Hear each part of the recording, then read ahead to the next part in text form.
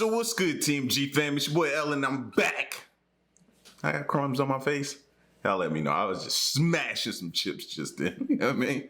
But anyway, the next video we're about to get into, man, is the 12 new finds in Egypt that scare scientists. All right, now, are the scientists actually scared? No. But I get it why they do this to some of the titles, man, because, bro, how else creatively they got to get somebody to learn something? Just like me in school, man. You know what I mean? My teachers used to have to get creative to keep my attention. Why? I was all over the place. You know what I mean? And what I thought that they was kicking back then was boring. I thought it was boring. You know what I mean? But gotta get creative to get some people to learn something. So I ain't really mad at it. I be seeing some people in the comment section upset about the title. It's a title, bro. You know what I mean? They gotta get creative to draw you in so you can learn something. But that's my take on it. So we're gonna get to the video. If you're new, hit that subscribe button, join the fam, and let's check it out. Egypt is the land of the pharaohs, but it's also a land of great mysteries. We don't understand how the ancient Egyptians achieved half of what they did, including building the Great Pyramids. Many of the archaeological discoveries that have been made in Egypt over the years have utterly baffled archaeologists, and we're going to check a few of them out in this video. Our first discovery comes from July 2022, when archaeologists unearthed the tomb of an Egyptian commander who was laid to rest 2,600 years ago. The tomb has been described as unique, even by Egyptian standards, and was found by a team of Czech archaeologists close to the Giza Plateau. The tomb contains an inscription, so we know the commander's name. He was called Wa-Ibra Marie Nate. What makes both his role and his tomb so unique is that rather than leading Egyptians, he led battalions of foreign mercenaries. Historians say this is one of the ancient world's first acts of genuine globalism. The tomb is square and made up of two tiers, 20 feet deep and measuring 45 feet by 45 feet. Even the commander's sarcophagus has an inner and outer section, with the outer section made of white limestone and the inner section made from basalt and carved into the shape of a human body. Unfortunately, what's on my mind is I'm still like, how were they able to do so many things that they were? You see how deep that hole was? And those boxes aren't like light and you know what I mean? No way, shape, or form. Go back to the hole. Look at that. Look at that. Like, yo, it still blows my mind to see some of the things that they were able to do. Measuring 45 feet by 45 feet. Even the commander's sarcophagus has an inner and outer section, with the outer section made of white limestone and the inner section made from basalt and carved into the shape of a human body. Unfortunately, it appears that the tomb was broken into around 1,000 years ago, and the mummified remains of the commander were stolen. We can only— Yep, that's what they were doing, man. They were looking for jewels, treasures, different items of value. They were busting. That's what I'm saying, man. It's a lot of things that we didn't get to see that were stolen. You know what they was doing, man. And they still doing it to this day. Don't get it wrong. Only guess what tomb raiders wanted with a 1,600-year-old body. Unwrapping an ancient Egyptian mummy can be a dangerous process, as it's hard to do without damaging the body. That's why it's so great that we can now do such things digitally. In December 2021, scientists in Cairo digitally unwrapped the mummy of Amenhotep I. Really? In doing so, they discovered he had a strangely narrow chin, short nose, and curly hair still attached to his head. Also, his teeth are still in remarkably good condition. Amenhotep I was a warrior king, and had previously been thought of as an enigma, as his was one of few royal mummies not to have been unwrapped by archaeologists or historians. We now know that he was approximately 35 years old when he passed away, and was buried wearing 30 amulets and a gold girdle accessorized with gold beads. Strangely, the place where Amenhotep I was found was not the place he was originally buried. He was discovered in a hiding place in Luxor in 1881, along with several other hidden kings. Historians have speculated that the bodies of the royals were dug up and moved there to deter grave robbers. The original tomb of this pharaoh has never been found. The tomb of That's sad that you gotta do that. You gotta dig bodies up and hide them from grave robbers and stuff like that, man. Like, you know what I mean? And I get it. People out here doing what they gotta do to survive and get money, but come on, bro. This is history. Tutankhamun was famously found by Howard Carter in 1922, but the tomb of his wife wasn't found until 2017, if it was ever found at all. Scientists and archaeologists still can't be sure that the tomb that was found close to that of the pharaoh Ai that year is that of Tutankhamun's wife. But they're optimistic that they're right in their deductions, and that may be as close to a confirmation as we ever get. The king's wife was called Ankhesenamun, and aside from being Tutankhamun's wife, she was also his half-sister. Marrying within families. I forgot about that. That's right. We did watch that. Because that, I don't care how many times you hear it, it's still shocking. You know what I'm saying? Because we did a whole video on Tutankhamun. And I remember them saying that. But just, it catches me off guard every single time. This wasn't as big a taboo back then as it is now. Right. After Tutankhamun died, she was remarried to Ai. So it makes sense for her final resting place to be close to that of her second husband. Doubts about the veracity of the find stem from the fairly modest nature of the tomb, consisting of little more than 4 foundation deposits filled with pottery vessels and the remains of food. A king's wife is never likely to be buried with the same degree of ceremony as a king, but experts would still expect something a little grander than this. Osiris ought not to have a tomb. He is, after all, a deity rather than a king. That didn't stop rumors of the discovery of the so-called Tomb of Osiris circulating in Egypt and the wider world in May 2015. The rumors focus on a 3,200-year-old tomb that was found in Sheikh Abd el-Gourna, which is an acropolis on the west bank of the Thebes. It's an enormous tomb, but contains no inscriptions. However, it does contain a massive transversal hall supported by 5 pillars and a staircase that descends into bedrock to reach a complex dedicated to the legend of Osiris. Egyptian mythology states that Osiris was the first pharaoh of Egypt and ruled until he was betrayed and killed by his brother Set, who locked him into a box and filled it with molten lead before throwing the box into the Nile. Not content with that. That's a shame. Even back then, you couldn't even, you know what I mean? You had to watch out for your own family members, bro. And it's still like that to this day, which is crazy. You know what I'm saying?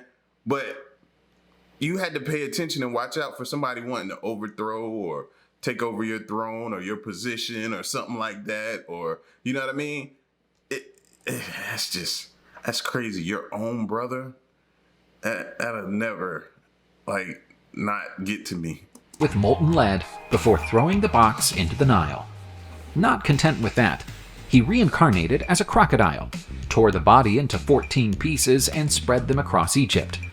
Isis, the wife of Osiris, later recovered all the pieces and buried them where she found them, creating a shrine in each place. This is undoubtedly a shrine to Osiris. But was part of him buried here? Almost certainly not. But it's strange that the tomb can't otherwise be identified. Our next discovery comes from a temple on Dangil, which is a long-standing archaeological site on the Sudan side of the Nile River.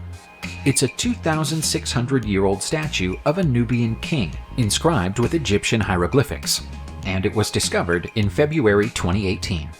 The temple is dedicated to the Egyptian deity Amun, but the statue is a representation of Aspelta, ruler of Kush between 593 BCE and 568 BCE. The inscription claims that Aspelta was the king of Upper and Lower Egypt, which is a headache for historians who don't believe that Aspelta ever ruled Egypt at all.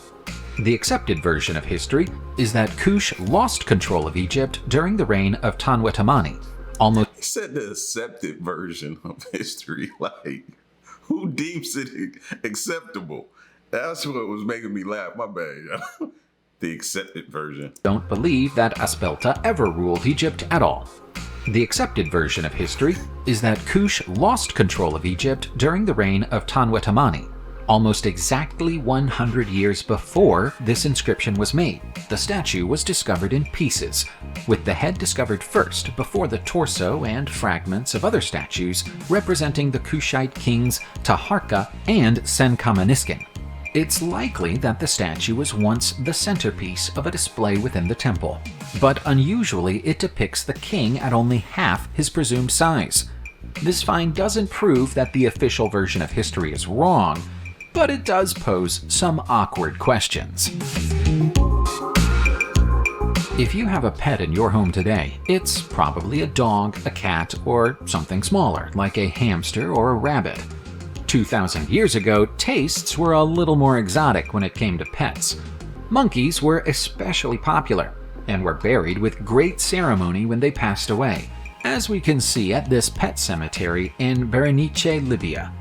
This was once an important outpost of the Roman Empire, but also a former Egyptian territory. The monkey skeletons found in these shallow graves belong to rhesus monkeys. Even back then, though, there were people keeping cats and dogs. Their remains are also buried at the site, as is one falcon. One of the archaeologists responsible for the discovery was amazed by the tenderness with which the pets had been laid to rest, comparing them to sleeping babies. This is the first time that monkey skeletons have ever been found in a deliberate burial ground in Africa. It's likely that the monkeys were imported from India. They'd have been expensive to acquire, and so might have been status symbols for the people who owned them. There's never a day that goes by without an archaeologist finding something noteworthy in Egypt, but this discovery from 2012 is going to take some beating. It's a pit full of human hands in a royal palace in the ancient Egyptian... Stealing. I wonder if that was for what it was for. Who used to tell me that? I forgot where I heard that was a thing. If you were caught stealing, they would take like a... That's what I thought I heard. I can't really remember though, but that's what I'm thinking. City of Osiris. The central pit is divided into 4 smaller pits, with 16 skeletal human hands divided between them.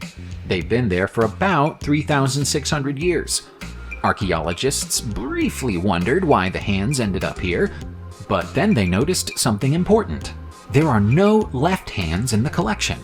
It now seems likely that an old Egyptian tale once thought to be nothing but folklore might actually be true. Thousands of years ago in Egypt, a person could go to the king and cut off their hand in return for gold. I was way off. I was cut off your for gold? Bro. Yeah. Sometimes, you be like, man, I wonder if I could have... No, I don't think I could have did that back then. I don't think I could have did that. Not that. My hand, I need both of these. Praying, whatever it is I need to do. Count my... What? These are the hands of the people who were desperate enough to take the king up on that offer. The tale is associated with a Hyksos ruler called King Kion, who would have been on the throne during the right time frame for these hands to have been cut off in tribute to him. An alternative version of the tale is that soldiers brought the severed hands of the king's enemies to the palace and would be paid in gold, which is still gruesome to think about, but slightly less horrific. I mean, all of it's bad. Pretty much all of it's bad. The Gebek el Arak knife, sometimes also known as the Jebel el Arak knife, is one of the most outstanding artifacts from the Naqada II period of Egyptian prehistory. This ivory and flint knife is somewhere between 5,200 and 5,500 years old, and gives us an insight into cultural conditions in the Egypt of the time, because it displays signs of Mesopotamian influence. The provenance of the knife is unknown prior to its purchase in Cairo by the French Egyptologist Georges Aaron Benedict in 1914. Upon returning to France, he immediately donated the piece to the Louvre, which is where it's been ever since. The person who sold George the knife said that it was discovered at the site of Gebel el Arak, hence its name, but modern-day experts think the weapon is more likely to have come from Abydos. The most interesting aspects of the artifacts are the reliefs carved into its handle, which include the Master of Animals motif. It's a very common inclusion in Mesopotamian art, but had never previously been noted on Egyptian artifacts prior to the discovery of the knife. It's possible that the central figure in the reliefs is the god known as El, but it will likely never be possible to confirm that. Yeah, I heard it. God known as El. Y'all heard it. Y'all seen it. That's what I was smiling at. Nah, I'm just kidding. In a similar vein, here's the bull palette. Rather than being a complete artifact, it's a fragment of an ancient Egyptian grey-whack palette. Historians are as sure as they can be that it was once used as a palette for the grinding of cosmetics. Experts have been able to date it to the Naqada III period, which covers the... I would have never thought they were so worried, but you saw the face paintings and different things of people back then, but I never thought they really were into like cosmetic, like, you know what I'm saying? Or I guess that was their form of cosmetics. You know what I mean? The final 2 centuries of the 4th millennium BCE. Like the Gebel El Arak knife, the bull palette is in the Egyptian collection at the Louvre in France. Scientists have never been able to identify the material that the piece is made from, but it's highly likely to be either schist or mudstone. The front of the palette features an icon of a bull overpowering a warrior, which is where the name of the artifact comes from. The right half was missing when the palette was found, but it's likely to have contained a magic image. Historians have long wondered whether the fortified walled city that covers much of the rest of the front of the piece is real or fictional, but we may never get an answer to that question. The discovery of a previously undisturbed tomb in Egypt is always big news, but some tombs are more astonishing than others. This one, which was opened for the first time in 2019, stands head and shoulders above all the rest, and that's because the colors painted on the walls still look so fresh that the work could have been finished yesterday. That's obviously not the case though. This tomb is more than 4,000 years old. It hasn't been easy to identify the occupant of this almost pristine tomb, but experts believe that it's probably the final resting place of a high-ranking official named Kui, who served as a nobleman during the 5th dynasty some 4,400 years ago. His tomb contains numerous depictions of and references to the pharaoh Djedkare-Isesi, implying that he may have served him directly. The entrance to the tunnel is of a design that's usually reserved for pyramids, which suggests that Kui was held in high regard during his lifetime.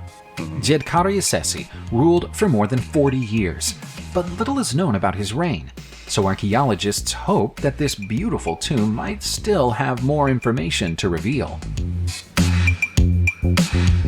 There may be no mystery in Egypt bigger than the Serapeum of Saqqara. That's the name given to a collection of 24 jet-black 100-ton granite boxes hidden on a hillside to the south of Giza's Great Pyramid. The gargantuan sarcophagi appear to have... Just look at that. Look how heavy, like, still mind-blowing. And we were just talking about the other day, how did they get those rocks up those ramps to build the tombs? And then look at these down here. Like, mind-blowing and just sheer strength and togetherness. I don't know, but it's still fascinating, bro, looking at this. Have been interred in their current position somewhere around 3,300 years ago, during a time when the legendary pharaoh Ramses II was on Egypt's throne. Some of the boxes have been opened and found to contain the remains of Apis bulls. Bulls were sacred to the ancient Egyptians, but they wouldn't usually be buried with such honors.